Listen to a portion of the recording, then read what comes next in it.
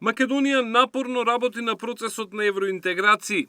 Американската амбасадорка е цврсто убедена во посветеноста на владата да најде решение по проблемот кој го наследи во односите со Бугарија. Таа во интервју за TV21 вели дека е охрабрена од ангажманот и фактот што македонските представници постојано се во Брисел и другите европски престолнини во обид да ги прецизираат очекувањата со Европската комисија. I think that, yes, I am 100% certain that they are So you wouldn't working. agree with anyone arguing that you're turning a blind eye on the constitutional change that this government isn't doing anything?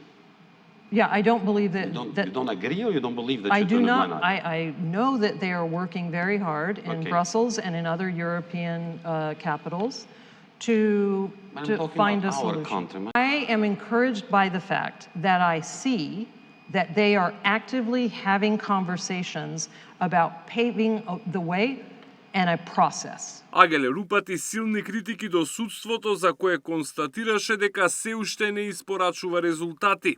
На премиерот му порача од зборови да преиде на дела. What I would like to see Yes. is less talking from the Prime Minister about the judiciary and action within the judiciary. There are rule of law issues that are simply not being addressed. And,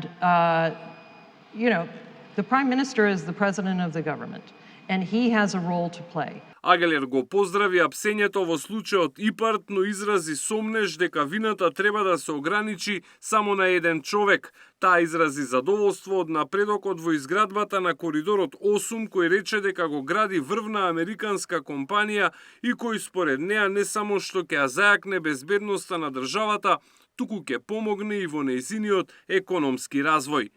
Александар Спасовски, Сител телевизија.